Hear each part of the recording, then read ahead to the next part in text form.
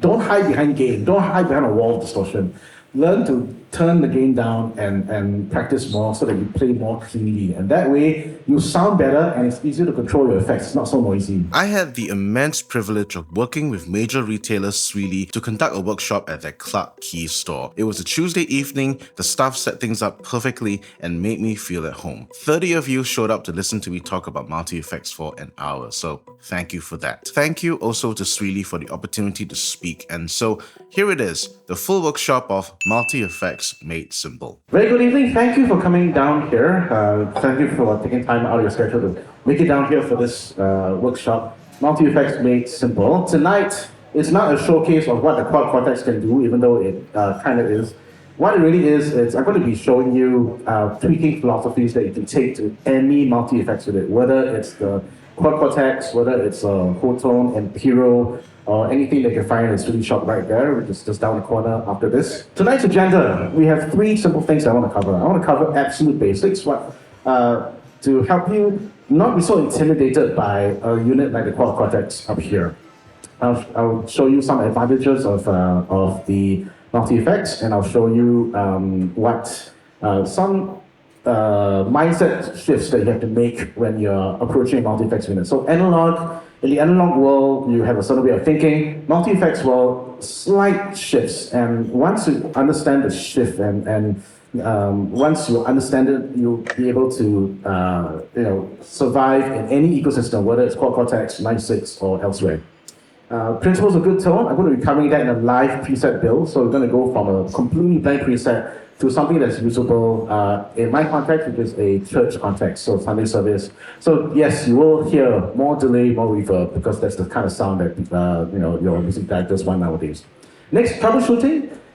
These are not perfect units, and we are not perfect people, so we will encounter issues and problems. But before junking your unit, there are some things that you can run through in your head, some troubleshooting processes to figure out what's the root cause, what happened, and sometimes it's not the fault of the unit, it's the fault of human error that cascades into system failure. Let's start with why multi-effects. There are distinct advantages that multi-effects have over analog. Three areas: cost, flexibility, and tech integration. Now, big words.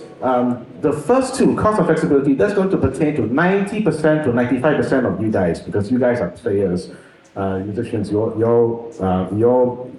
have the tech and you play it. The integration part is if you're a music director, if you're a production manager, and you want to have this sync up with lights, sync up with program changes, like having your computer change and automate your presets for you, automate your tempo, automate your effects for you, can be done. And in the analog world, it's very difficult to do. In the digital world, it's very easy. And I can demo that very briefly. Let me first show you this picture. This is a picture of my Goodwood Audio custom pedal board. So there's a story behind it as to why I got it, but basically when I became a YouTube affiliate partner, I got a check from YouTube and I decided, instead of being a good boy investing it or keeping it for a rainy day, now that I got kids, I didn't realize it's so expensive, I decided to splurge on the pedalboard bill. And cost is a factor. If you look at, you can go to Swee Lee, you can check out the prices of these effects here. You would think, wow, $2,600, $2,800, that's a lot of money. Well, my pedals were, I think, cumulatively 3.6K, and then you need to power the pedals, so you do need to have power supplies. That's $700. A custom build has labor involved in addition to the cabling, so the quality of the cable matters, and the higher quality you can go extremely crazy. $1,000 more. I think this is on the lower side. And of course, you need your pedal board in your case, which is also another cost. All in, you can count it up, it's like 5-6K. But you're not done yet, it's only the pedal board. Then you've got the amplifiers. Now this is the last, I've lived a long time, so this is pre-Instagram era where we used to document everything about our lives. I had a few amps before this. This is the combination of, I think this was my peak amp era. That's a Vox AC15 hand-wired, and that's a THE Univolve. I ran them both in stereo, and I think they cost $3,000, I think, so all in, easily $12,000 in a rig. The $2,600 unit in front of me right now, the Quad Cortex, can do everything that all of that can do, and for a lot less. $2,600. Plus, it's a lot lighter, and this can fit into a small bag. I remember that weighs 15 kilograms, I think, just the pedal board, and the amps weigh 10 kilos each. And so to bring everything to a gig is like guitar, pedal board, and I don't know how I did last time. Last time I had the strength to carry pedal board and amp up the stairs at Blue Jazz and still try to maneuver my way past the small corridors there.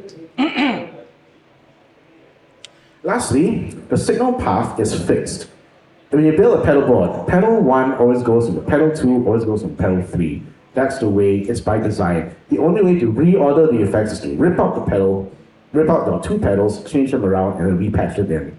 All that can take, 5-10 minutes. In the digital land, click, drag, drop. It's that fast. It can be that fast.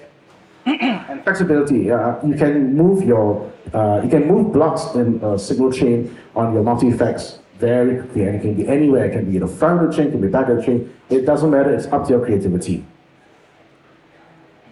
So what you're going to hear right now is a sample. Obviously, I couldn't get a live band up here, but this is I was playing in church, and you're going to hear the effects change automated by my laptop. So I was running Ableton on my laptop, and my laptop was sending control change messages from the laptop to my multi-effects unit, and that changed the effects, and that changed the volume levels as well. So if you see me, I'm not really, you won't see me like stomping around and pressing on the pedal board. I'm really just focusing on playing and leading the band. So let's hear how this sounds like. I go from a simple lead to a pitch shifter to a tremolo. So all that within a short span of like a bridge to a breakdown chorus.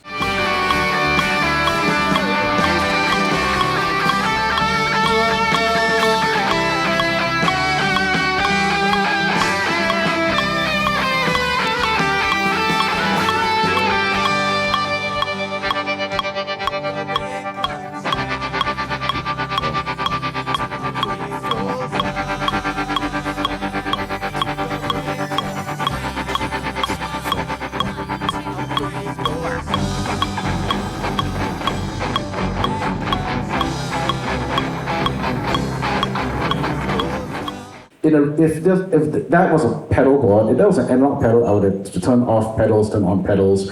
I would have to bring in the volume pedal to boost up to a lead solo. But all that was automated. I didn't press anything there. I really let the computer do the work for me. And that's what units like this can do if you use and integrate with technology on stage. Now that you've heard the advantages of multi-effects, let's go through some basics and some mindset shifts that you have to do. So, very simple. If you're intimidated by the screen on the multi-effects, whatever multi-effects it is, it's very simple. The whole methodology is what goes in must come out. Whatever you put into the system, your guitar feeds into a pedal, like think of it in real life. Guitar feeds to a pedal board feeds to an amplifier.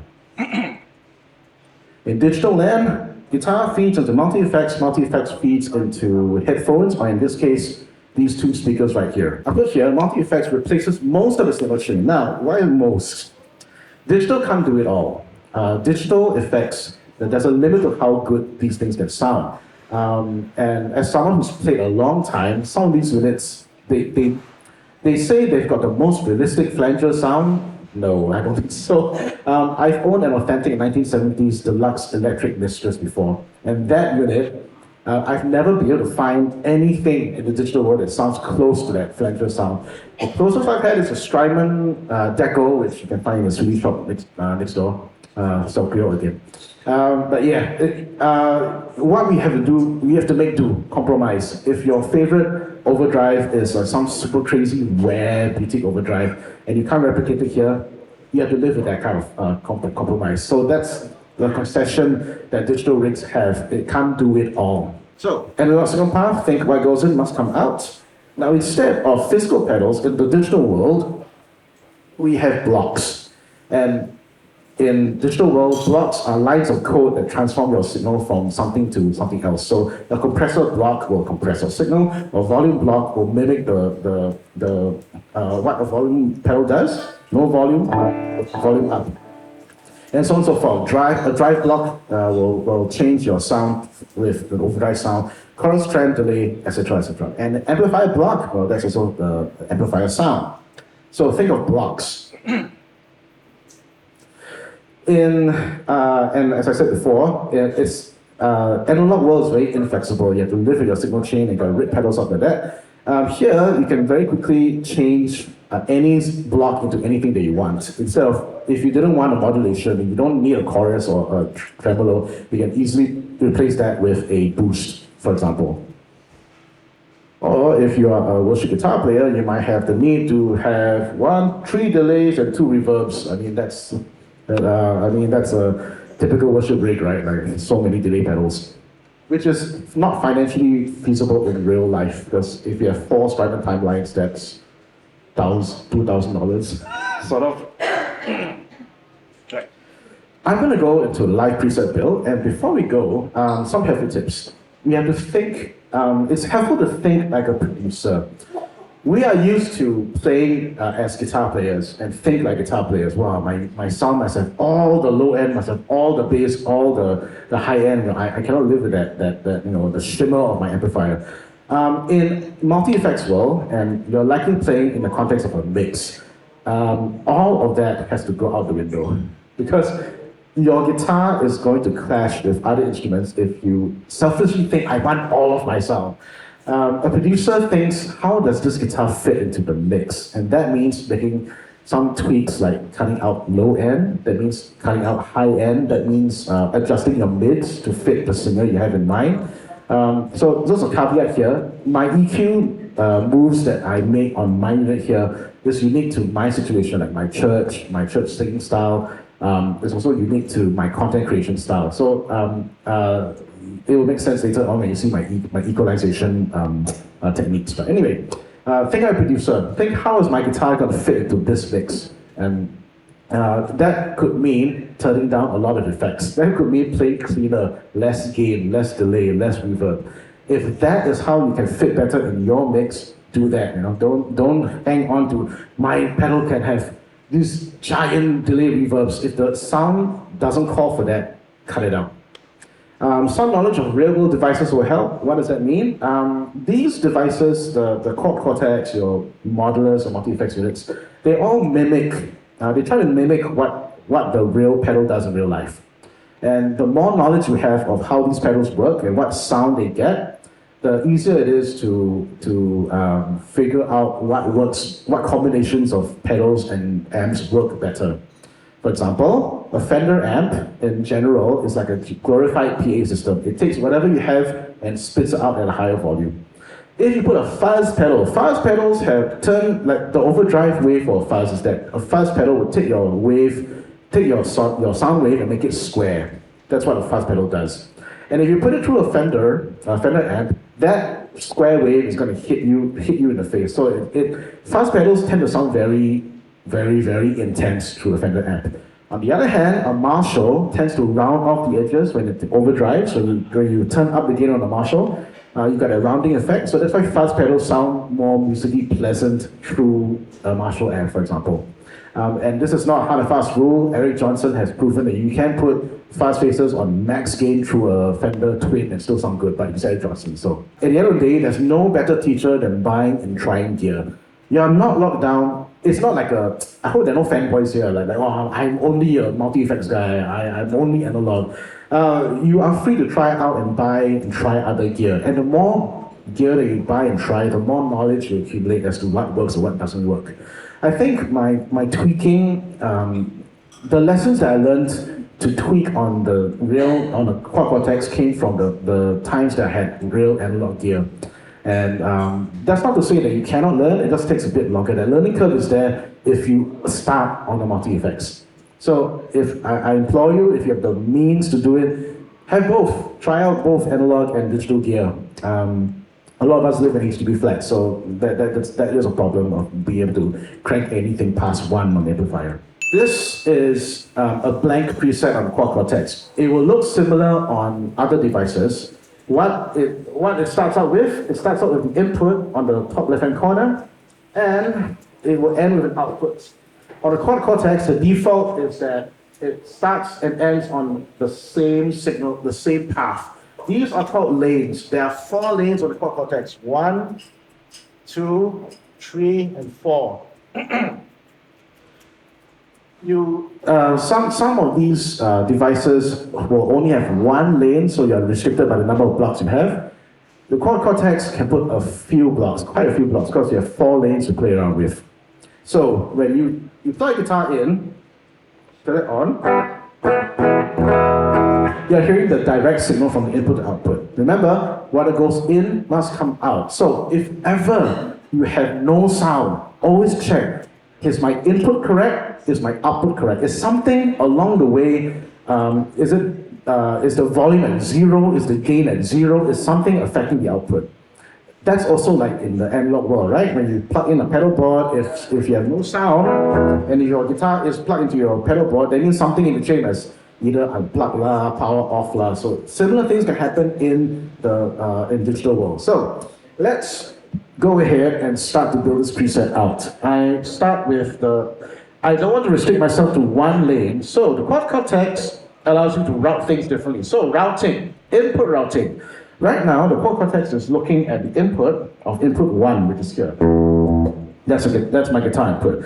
But if you so desire, you could put in different instruments and with different inputs. That's all, and now that I put in return 1, there's no sound because the Quad Cortex is looking at return 1 as the input source.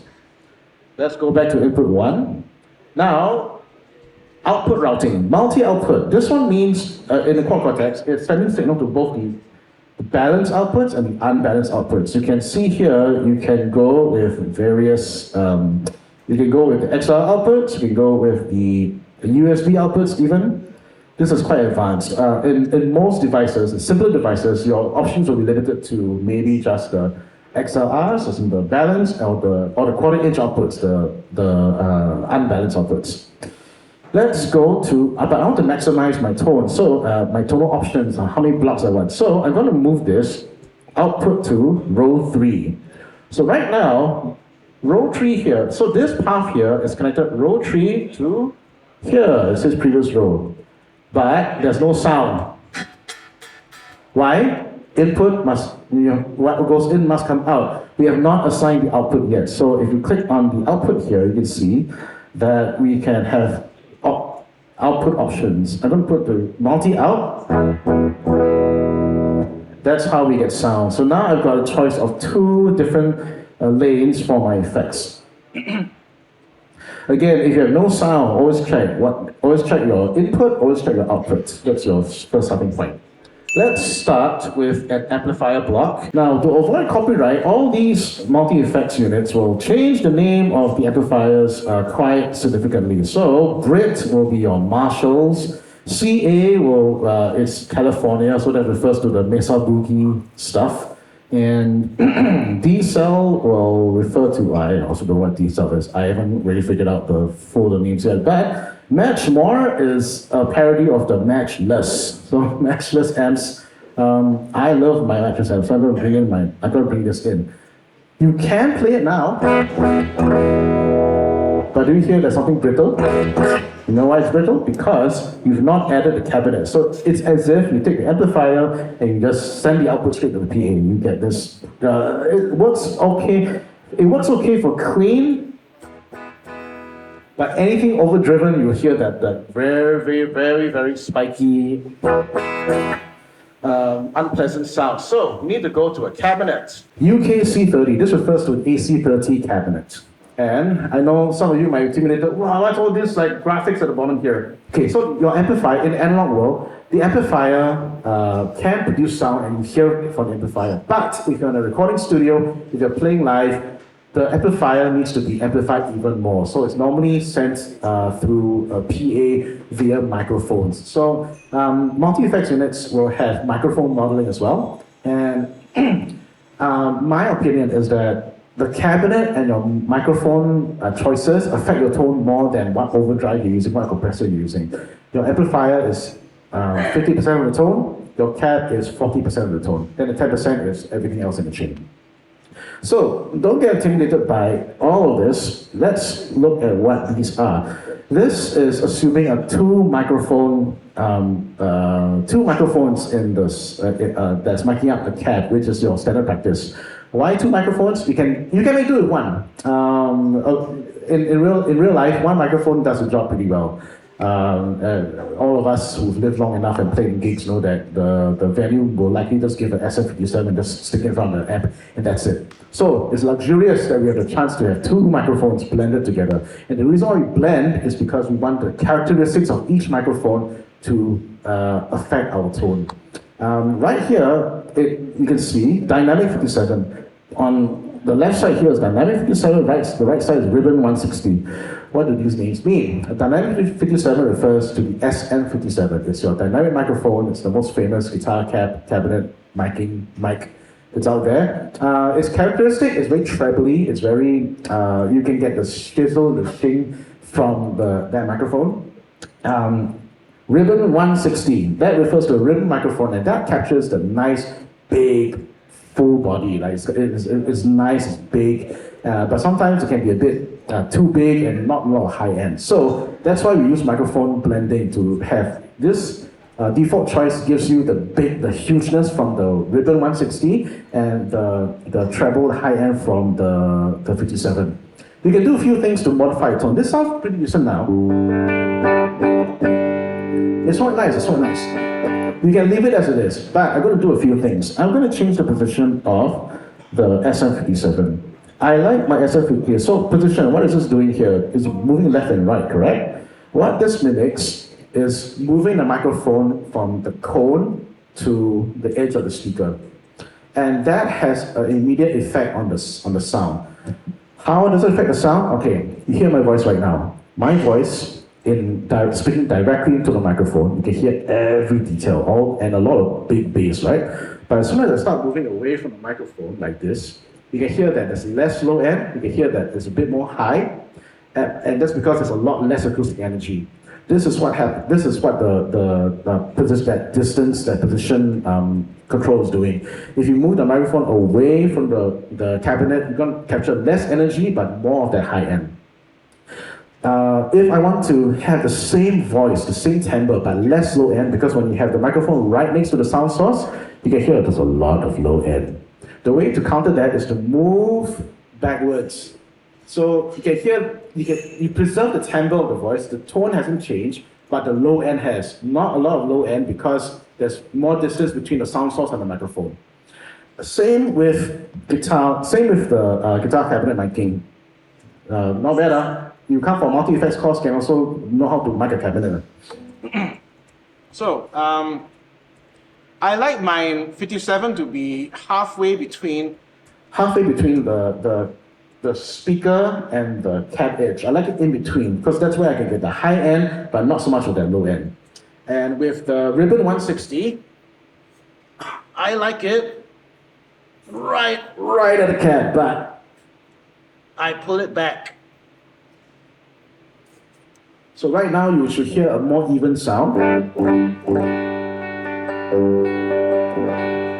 The low end is a lot less, but it's more balanced now. So the high end isn't as shrieking as if the 57 is right at the edge of right at the speaker.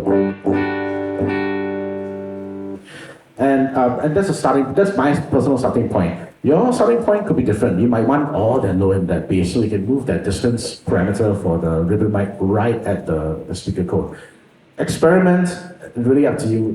There's no real right or wrong way of doing it. It's what sounds nice to you. And then it's the soundman's job to help tweak your sound after that. Now that we've got the amp and cab, this is 90% of the sound. What else can you add to it? Let's try to do a basic Sunday radio tone in my context, because I play in church. So I'm going to put a delay and a reverb. Delay, let's load it up. So you hear it like trailing off. Okay, these parameters, the basic parameters you need to know. 3 things: mix, feedback, and sync. What are these things? Mix control refers to how loud the delay signal is in relation to your drive signal. So 50% is supposed to be 1:1, meaning that your delay sound is the same sound as your original signal. If you think that's too much delay, turn down the mix. Feedback refers to how many times the delay repeats will repeat itself. So the higher the feedback control, the more repeats that it has. So something like this, 35%, it will trail on and on. Don't even worry about the rest of the things. The other thing I want to look at is sync note. Now, what is sync note? It's very important for worship players because we love our dotted 8 delay. The dotted 8 delay is also known as the edge or the U2 sound. So if I do a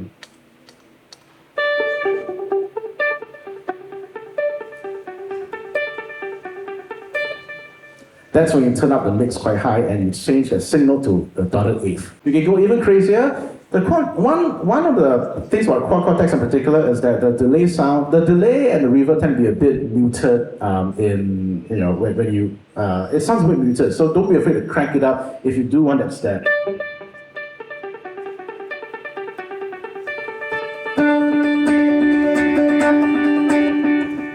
That's a loud delay, but something that we can easily change on the Quad Cortex. Now, you can hear the sound very dry, and by dry I mean that there's no reverb. You can hear that there's no ambience, there's no like something ethereal happening in the background. Worship players love our reverb, and so let's bring in something like, again, a lot of controls. Don't be intimidated by it. You need to know basically 3 controls in a reverb: mix, decay, pre-delay, your most important parameters. Mix, like the delay, is a portion of how much wet signal versus dry signal. So 35% means that you are hearing you're hearing the reverb signal is 35% of your dry signal. So right now the reverb is sitting at the back. So mix control for delay and reverb effects. The higher mix you go, the more forward the effect becomes. If you want the guitar to sit behind and the reverb and delay to take center stage, turn up the mix. That can go. So you're hearing more of the reverb than the guitar. And decay tells you how long that trail is before it fades off. So a shorter decay means that your reverb effect isn't very long. So you can make it really insane.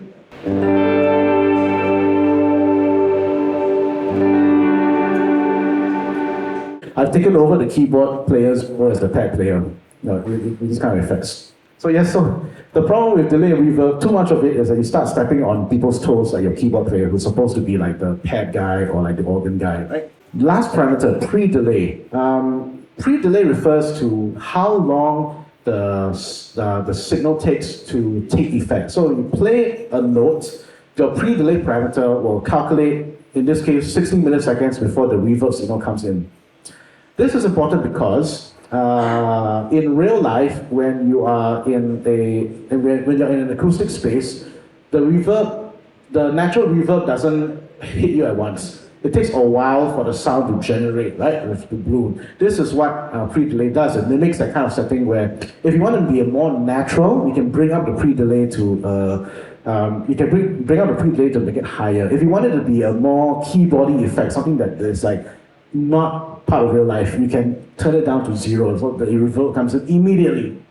I'll just show it to you. Like that.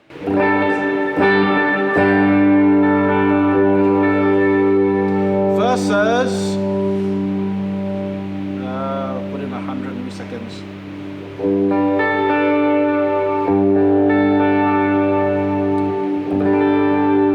It's subtle, but you can feel that the dry signal takes precedence first, then the reverb builds behind it. And that's what you want to do. You make it sound, to me, the most musical sound is when something sounds natural and not too overly processed. Let's turn our attention back to dry effects. So the reason why I tweak delay and reverb first is because delay and reverb really overtake your signal quite dramatically. And so your overdrive choices in front will be affected by the delay and reverb. If you have an overdrive that's very treble heavy, that trebleness is going to shine even more with the delay and reverb. So power tip number 1, or number 2 at this point, is have a basic delay reverb block tweaked at the end first, then do overdrive. So that way, you don't have to go back and forth and like turn down the tone of your overdrive because that treble suddenly became too harsh. So delay reverb tends to mellow out the mids. It also tends to dampen the high end a bit. Sorry, I'm getting into a lot of EQ technical speak, but that's what you signed up for. So let's go to dry effects. There's a technical way to describe what a compressor does, but the long and short of it is it makes your soft notes louder and your loud notes softer. That's what a compressor does. Without compressor,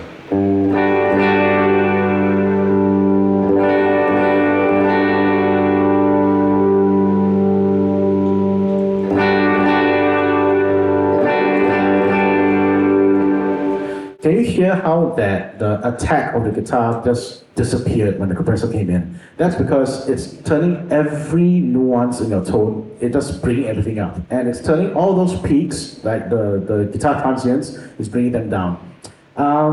If you're finding that your guitar tone is very mushy, has no articulation, you cannot hear with clarity, your compressor could be up too much. And the way to turn it down is, you turn it down. Let's bring down the compressor. Very important, mix control. I love mix controls on compressors, which means you can blend in the dry signal with the processed compressed signal. And what this does, it will help with compressing your big peaks, but also retain the clarity of your dry signal.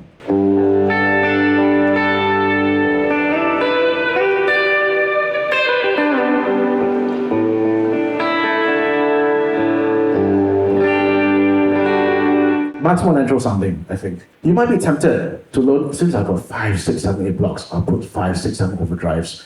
That's the fastest way to turn your signal to mush. You really don't need that many overdrives in a single chain. In fact, think of your most famous classic rock players, those with the amazing tone, Led Zeppelin, AC/DC. Cranked amplifier, at most treble booster, at most one overdrive. And in those days, no pedals, right? But they sound nicely distorted. It's not too much gain. Gain, if you put too much gain in a signal, that's your fastest way to turn to mush. So learn to play with less gain. Again, you have to translate the names in your head. In the Quad Cortex, chief refers to boss. So there's the boss BD2, the boss DS1. Myth drive refers to the clone, because the clone's a mythical creature. So let's bring in the myth drive. And right now, it should be quite heavily distorted.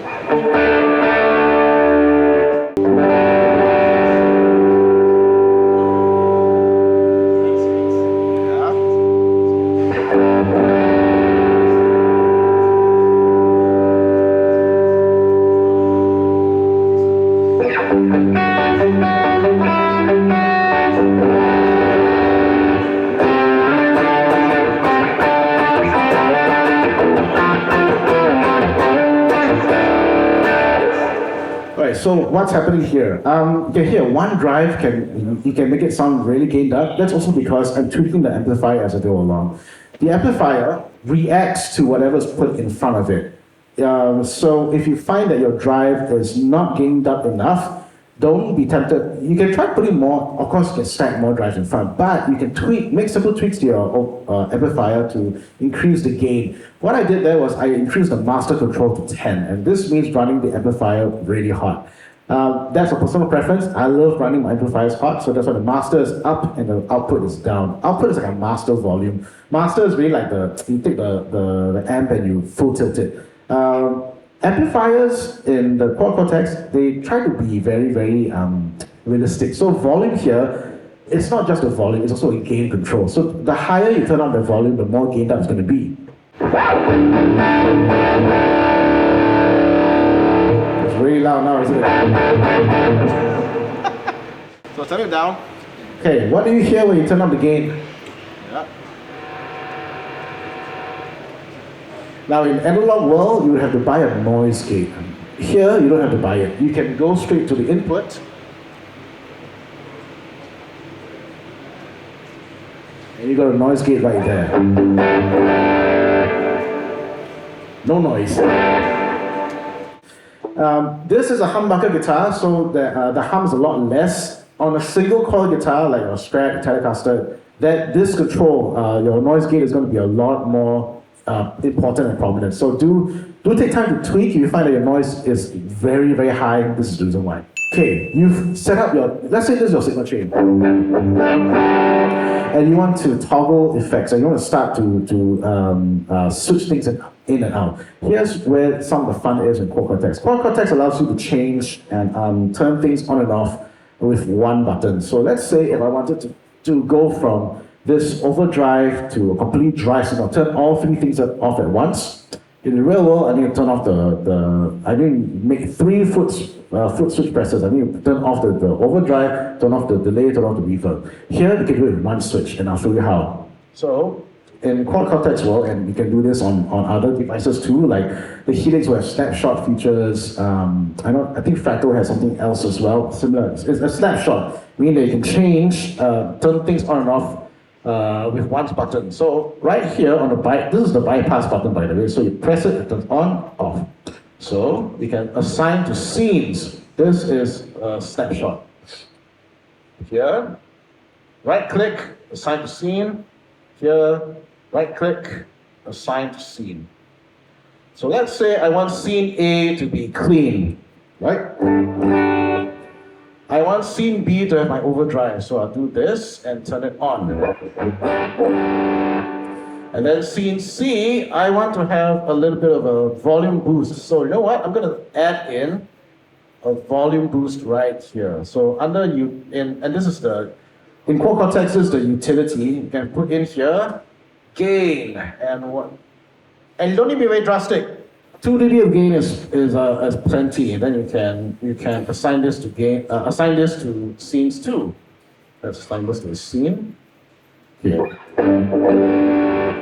So right now, I got 3 buttons here that change the scenes. First scene is clean. Second scene has got overdrive. And the last scene has got overdrive with the clean gain. Oops. Nope. I turned this off. Okay.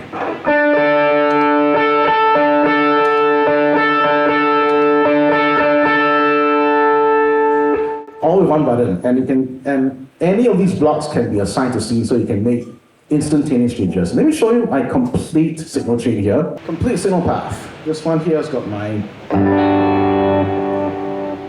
MB clean, which turns on chorus sound.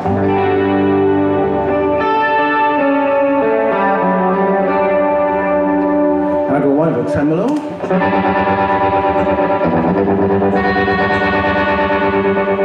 Then I got different stages of gain, my crunch.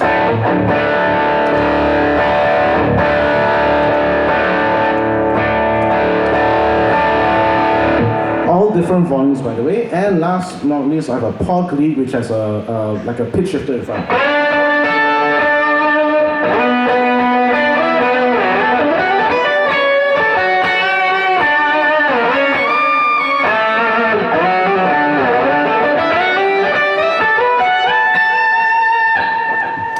So I haven't been too much fun here.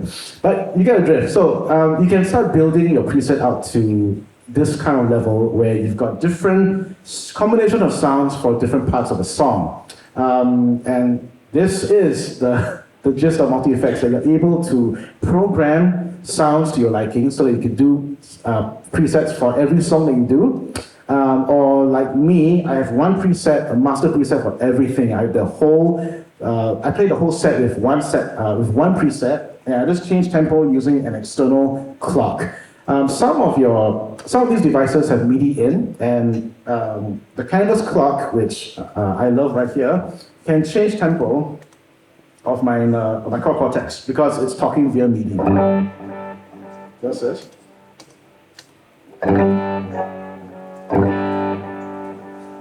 You hear that sound? That downward pitch? Okay, so here's the thing about Quad Cortex. I just learned this today. The Quad Cortex is authentic. It is trying to be as real as possible. That pitch shift that we heard is when you change the delay time on the delay pedal.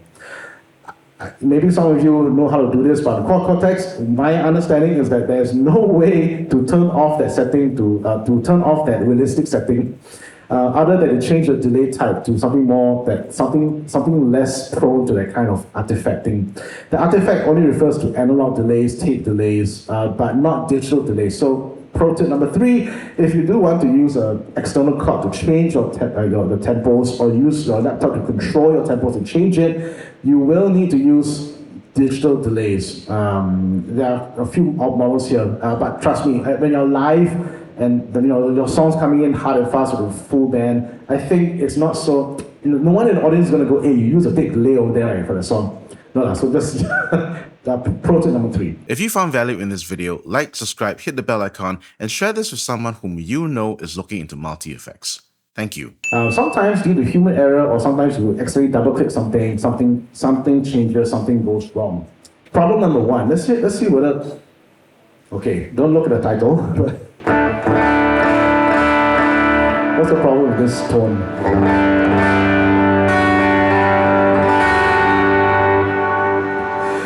There's no cabinet filter. It's pure guitar preamp, no cabinet filtering. So the cabinet has been turned off in this patch. It's in digital world, it's very easy to double click and turn something off accidentally. So if you hear this fizziness and like, wow, something's wrong with the unit, it's not that it's wrong. Something got turned off accidentally. So turn the cabinet back on and your sound comes back. Nice and full and clean. Problem number 2, okay, you set up your patch, you program everything beautifully, let's go! No sound. Why?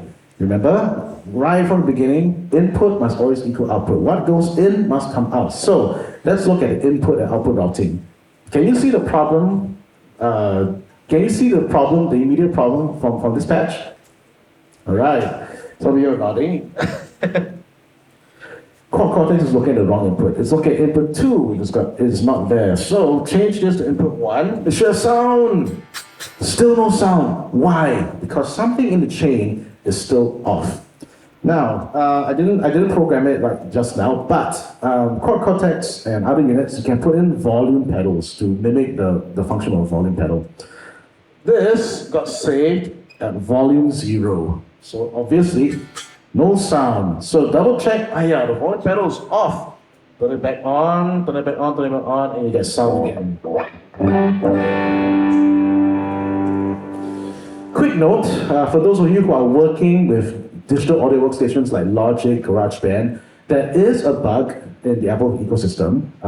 For some reason, I don't know whether this is only for me, but for some reason, when you open up a project and you play from the start, let's say the transport control, you move that play button to the start of the project, any volume pedal in your signal chain gets turned to 0.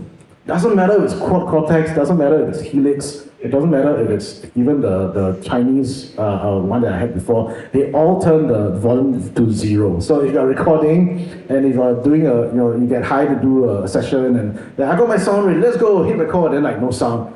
Disable the volume block, make sure the volume's at, to turn up. That's for some reason the bug is there, I don't know what it is. Alright, match mushy, this one refers to gain. Alright, it's fair warning, it's going to get a bit loud. The one thing that differentiates between someone who is like a beginner on Quad Cortex, multi-effects, whatever, and someone who is a bit more seasoned is how much gain the person put on the overdrive pedal. Now, like most teenagers who got their first distortion pedal, I thought, wow, the more distortion the better, so turn everything to 10s.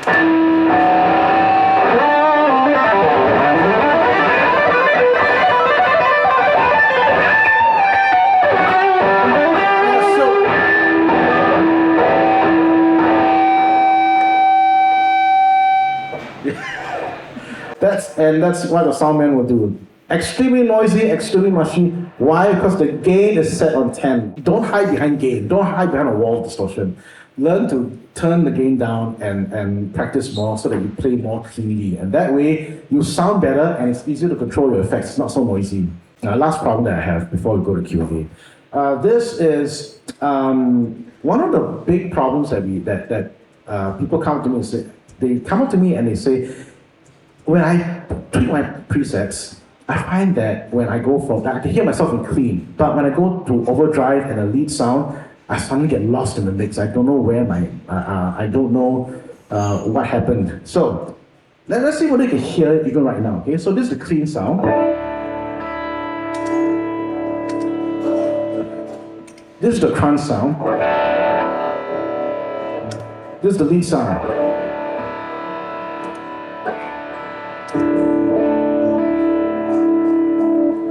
At home, okay, so over here you hear that distinct volume differences, right? At home, when I was tweaking this, I tried to make sure that the clean sound is equal to the sound of the crunch is equal to the sound of the lead. In theory, it makes sense. You want to be able to hear your clean, your crunch, and your lead. They should all be the same volume so that your clean is as loud as can be heard with the overdrive. Here's the problem: the energy levels of the song change. When you have a low section, you're normally playing with clean, right? So obviously you'll be heard. When you go to a verse, when you go to like a big chorus, your drummer's playing more, your bass is digging in, your singer's belting out. If your volume is the same as your clean, that's why it's not enough volume. You get lost in the mix. I'm just going to demo this very quickly. It was not true till I made I was breathing the night. No sound.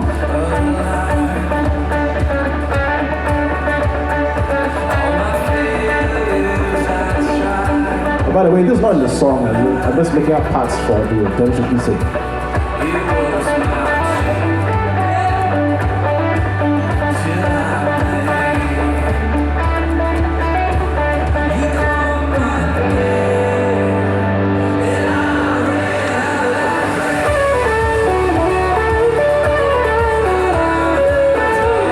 It's supposed to be louder, but it's not.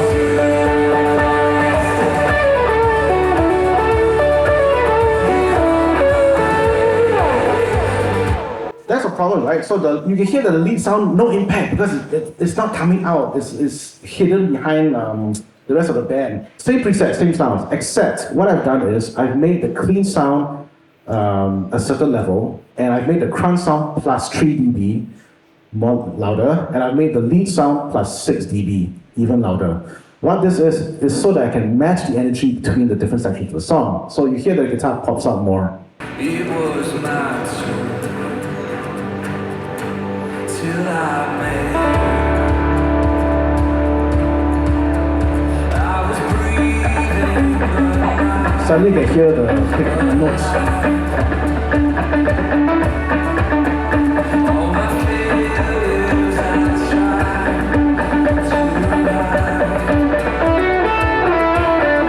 It was not true till I made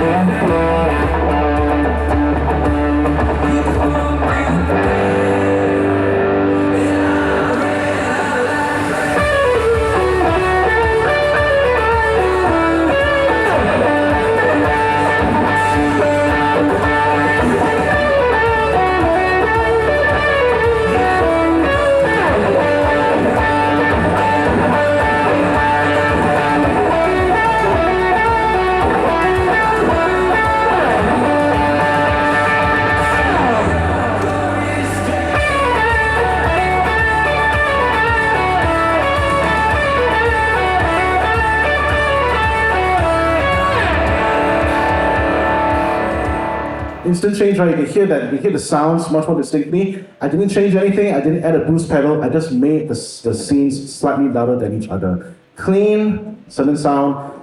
crunch plus 2 to 3 dB, lead plus 2 to 3 dB. The exact amount of volume difference between the scenes will change depending on your amp. Some amplifiers will sound louder even with like the same amount of gain. Fender amps, for example, they will sound louder because they're just really spitting everything out. Some amps like the Matchless and the AC30, they tend to crunch out a bit more. So you will get not just a volume boost, but also a gain boost, like a bit more overdriven. In conclusion, I want you to know that regardless of any gear ecosystem that you get into, your tweaking technique is going to be universal. All right, so it's not like once you buy Quad Cortex, I must live with Quad Cortex. It's not like that. Feel free to try any device you want because the technique is universal. How your ears work is going to be universal.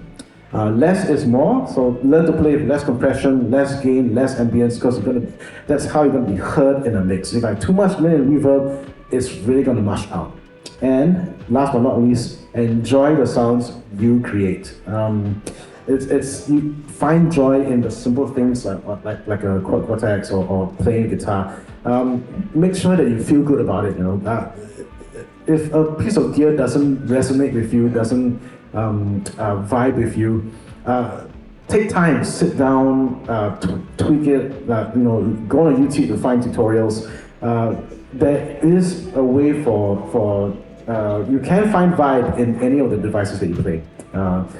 Doesn't have to be Quad Cortex. It can be something from the cheap budget options to something more premium like Quad Cortex. So that's all I want to say.